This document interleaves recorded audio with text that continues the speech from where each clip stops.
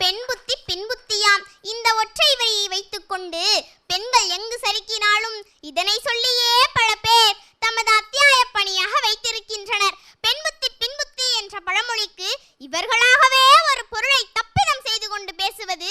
ஆக இதற்கு சரியான பொருள்தான் என்ன? பெண் புத்தி பின் வருவனவற்றை யோசித்துவிட்டு சொல்லும் புத்தி என்பதைத்தான் பெண் புத்தி பின் புத்தி என்றார்கள்.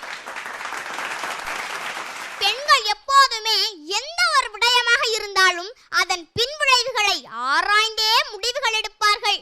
கல்வியாகட்டும், காதலாகட்டும், குடும்பமாகட்டும், தான் சார்ந்த முடிவாகட்டும், தன்னை சார்ந்தவர்கள் சம்பந்தப்பட்ட முடிவாகட்டும், எங்கு எந்த பிரச்சனை நடந்தாலும் தான் எடுக்கும் முடிவு எந்த அளவு விளைவுகளை தரும் என்பதை யோசித்துவிட்டு அதற்கு தகுந்தது போன்ற முடிவைத்தான் அவளின் புத்தி சொல்லும்.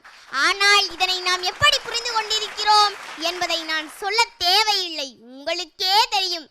பெண்களை உயர்த்தி சொல்லப்பட்ட ஒரு பழமொழியை தவறாக புரிந்து கொண்டு பேதமை என்பது மாதர்க்கு அணிதளம், அறியாமை தான் பெண்ணுக்கு அழகு என்று தவறாக புரிந்து கொண்டிருக்கிறோம்.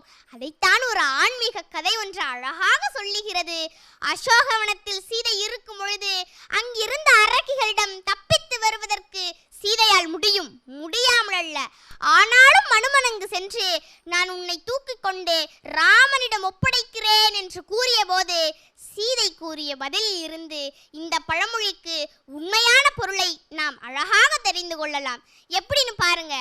எல்லை நீத்த உலகம் யாவையும் என் சொல்லினால் சுடுவேன், தூயவன் உள்ளவன் ஆற்றிற்கு மாசென்று வீசினேன் என்று அனுமனை பார்த்து சொன்னார்.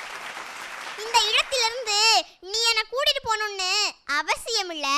வில்லவனாற்றிற்கு, அதாவது வில்போரில் சிறந்தவனாக விளங்கிய ராமனுக்கு அது கேவலம். ராமன் போய் கூட்டிட்டு வராம அவளா தப்பித்து வென்றாள் என்று மற்றவர்கள் சொல்லக்கூடாது.